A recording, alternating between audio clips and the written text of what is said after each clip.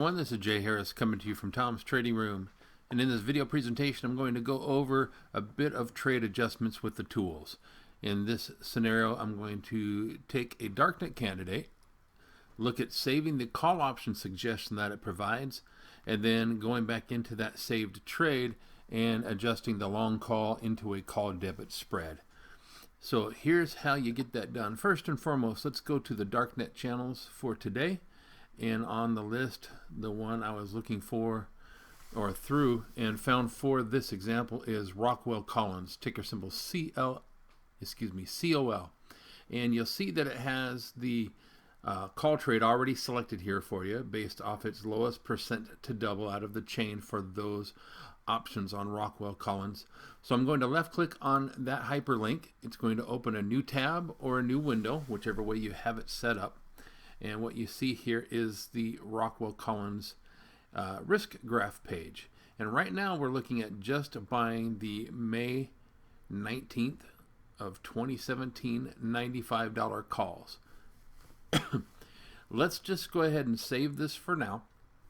So I'm going to go up to the top here where we have the current trade actions. These buttons on the left pertain to the trade that's listed in the current trade window right here. The buttons on the right are buttons you'd use to adjust or make different scenario changes to any trade that's listed in the trade selector window in the middle. Now my folder is already selected darknet bullish. If you do not have a darknet bullish folder, then go back to the video library, look up creating a folder, and you can create the darknet bullish and or any number of additional folders you'd like to create. This one's darknet bullish. If it wasn't, I would select that drop down and pick any of the other folders that I have saved there that I want to save this particular trade scenario in. Let's leave it darknet bullish and let's click on save. Once it reloads, it's going to basically readjust the page with a few more button selections, and you'll see that nothing's changed to the current situation right here. You still have the risk graph and the trade scenario. Now let's just say we wanted to go in later, whether it be a minute later, 5 hours later, or the next day or two later, and you wanted to adjust that and say, well, what if I wanted to take this long call and turn it into a call debit spread? Here's a situation where even just right now, if you saved it as a long call, but you want to entertain what looking at a call debit spread will look like right away, you can do it as well. Go into the Tom's Tools and go to your trades, go to your saved trades, and then left click on that last saved trades choice. Now it's going to bring up the saved trade controls and the folder selected as all trades. Just go to the one that you saved that last trade in. In this case it was the darknet bullish folder. Click on that, it'll refresh this and bring it up, and there you see the Rockwell Collins May 19th $95 calls. So what we want to do now is just left click on edit. When you left click on edit, it will go to the new page, but first and foremost click check a trade for trade tools and then click on edit, and then that edit a trade page will populate. You see the row of information here for just the calls, and down below underneath the risk graph you see the new trade legs area. Now you can find this in a couple of different areas on the tool, so wherever you see the new trade legs you can do these same steps I'm going to show you. Now we have a long call, a long 95 call for May. If we wanted to turn this into a call debit spread, let's just sell a different strike, same month's expiration, one strike above the 95s, which would be the 100. So back down here under new trade legs, let's just go to the row, the second one down where it has the direction and where it says sell, and we would change the number to 1. Now if you saved 5 or 10 or however many, you can make an adjustment to what number you want to populate in there. But I just saved it with one contract. We'll sell one contract. Let's change the expiration to May, and let's leave it the calls, and we'll leave it at the $100 strike. And you can left click in there and change it to whatever strike you need. But we'll leave it the 100. And then what we'll do now is we'll click on risk graph. And we'll take a look at this trade scenario now that once was a long call situation, where it was I think a $415 or $415 entry debit.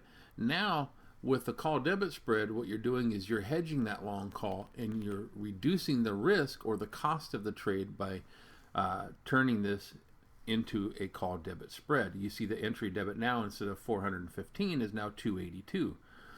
And instead of just having one row of information with the 95 calls, you now have the sold $100 calls for May listed here as well. So you've reduced the risk. The entry debit is 282. Now the max profit is 218, or a 77% return.